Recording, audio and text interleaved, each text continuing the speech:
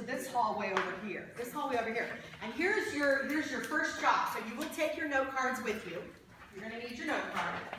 And your job out there, and some of you may have done this before, this is an oldie goldie strategy in terms of kind of breaking the ice here a little bit. We're going to build a human continuum out in the hallway. And you're going to do a human continuum with a silent communication. So you may not verbally speak, must be a non-verbal way of communicating, but here's what I want you to do. This end of the human continuum out in the hallway, you're going to be facing me. You know, you'll face this direction as if you're looking into this room, and we'll use all of that space. I want you to order yourselves by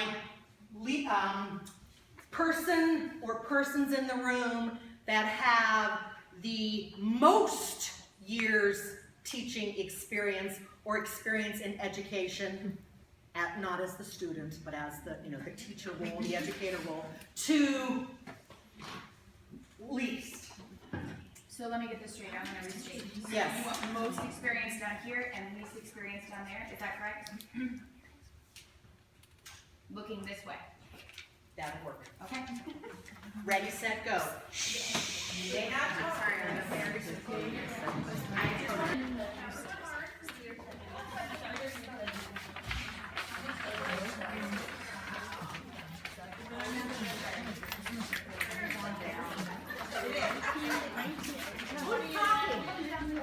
This is the passage of silence. Passage of silence.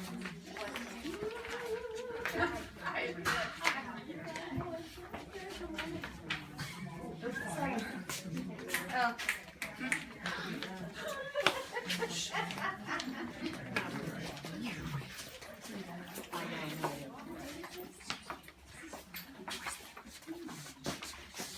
Lori, I'm going to need your help with this when it comes time to,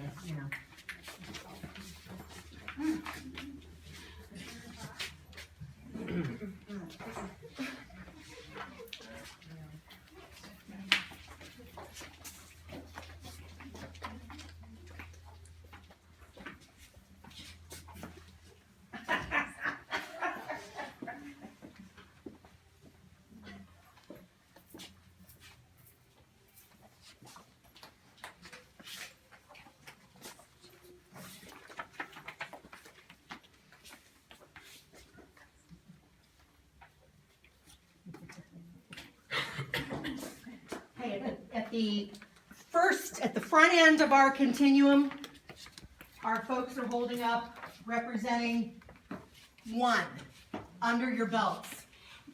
I want a round of applause. They made it!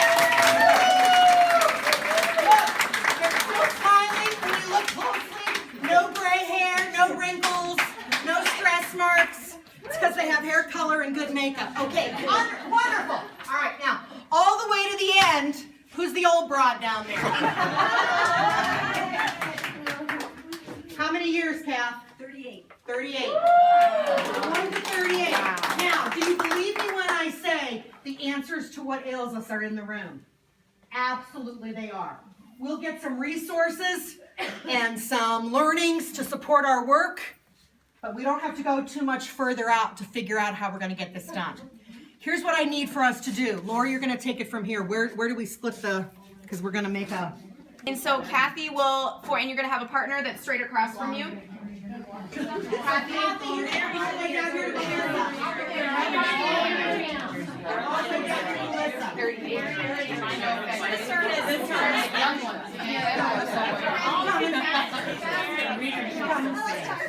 Here comes Mary, hurry up. Now your partners face each other. Mary's Face each other. Very fair. Okay. Get a partner. You're across that partner. You got your daughter.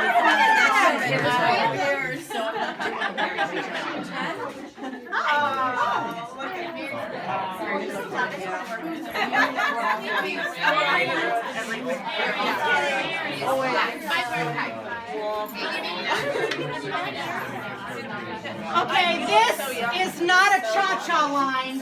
It is a speed dating line.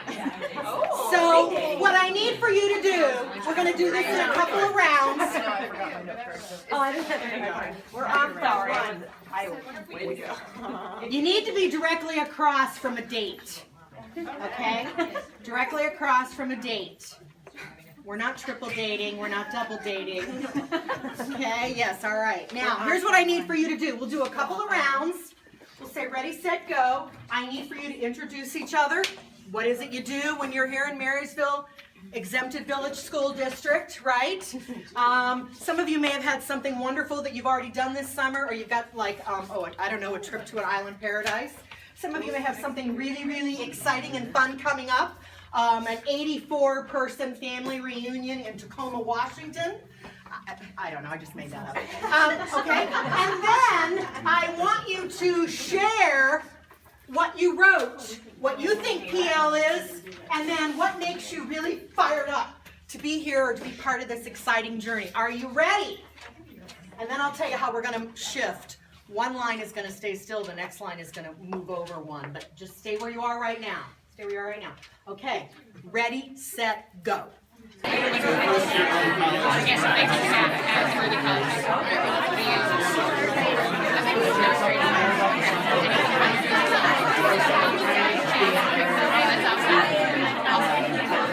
Alright, so we're alright, so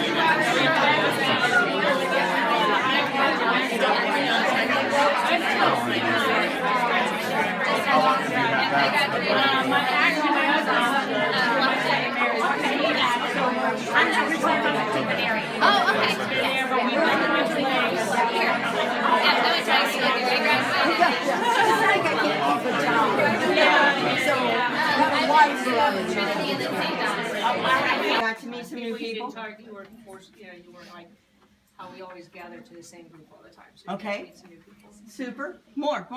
High level of engagement.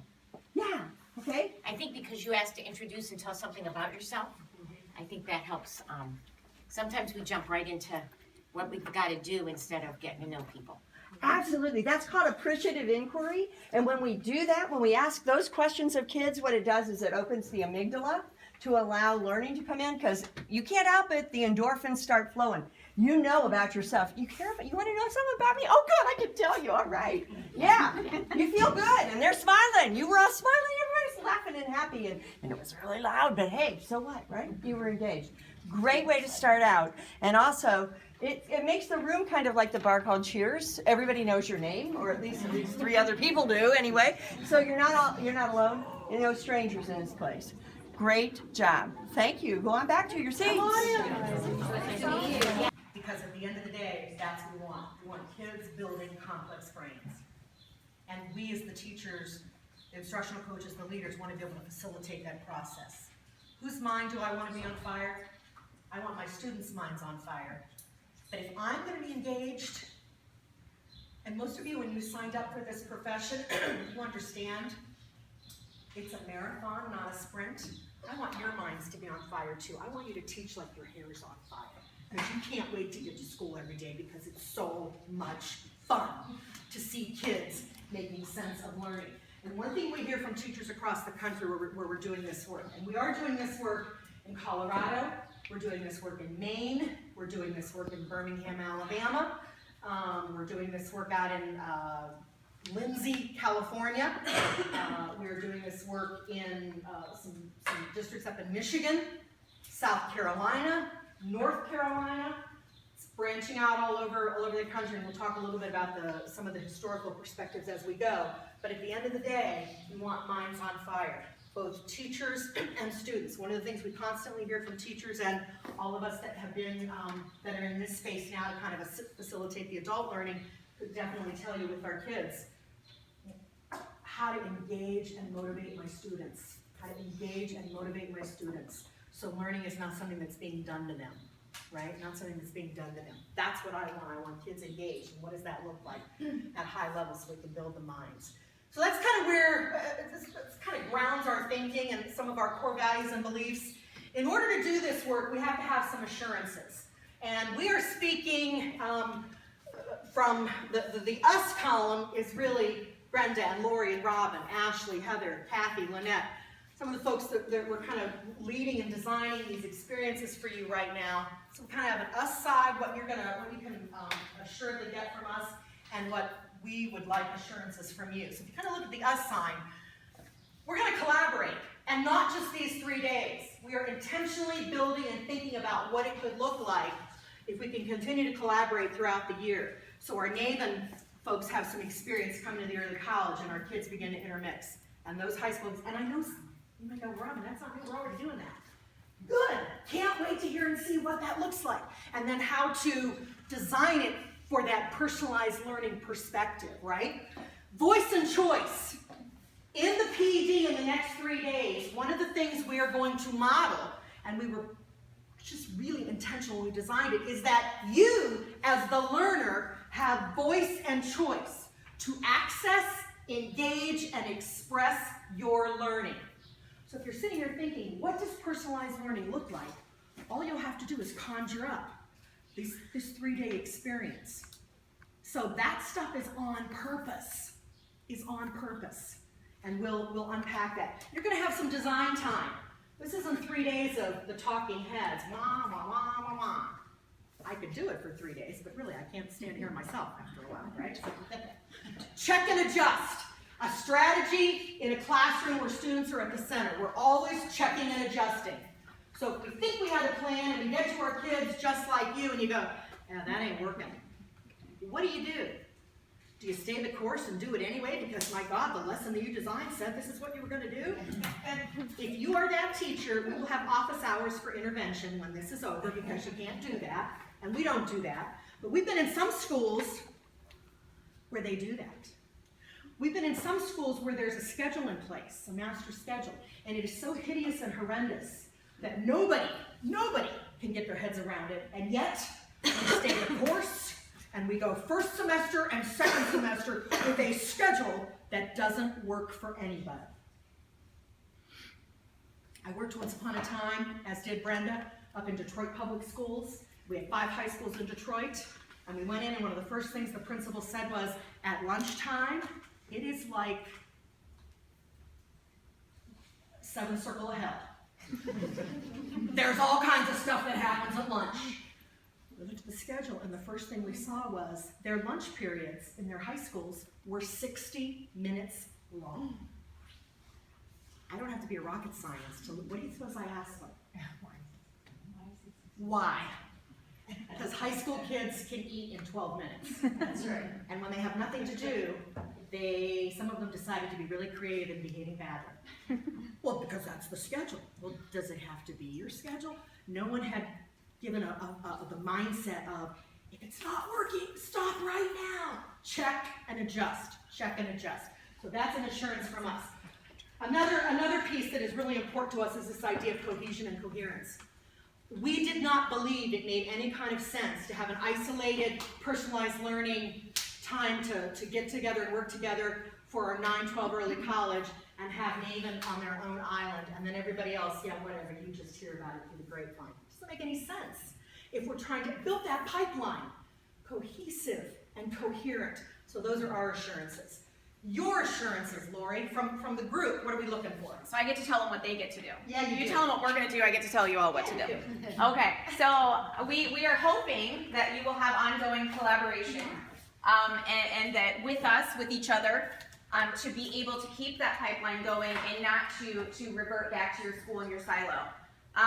Trust the process and suspend disbelief. Not thinking about all the reasons why this can't work, or we can't do it, or it's too much, or it's too hard, or this might be good for kids, but we can't do it.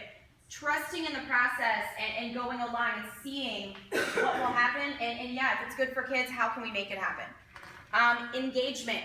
So as teachers sometimes, and I will raise my hand and be guilty as well, sometimes we are just even more guilty than the kids, to be on our phone, making appointments for later, where do I need to have my kids, what am I doing, and you're not fully engaged in the moment. Outside of the box thinking, so not thinking about this is the way we've always done it, and so this is the way we need to continue to do it, to be open to thinking differently. Comfort with the design process. So there will be varying levels of comfort in the room, as well as varying levels of expertise and experience with the design process and design thinking. So again, being comfortable to be a little uncomfortable.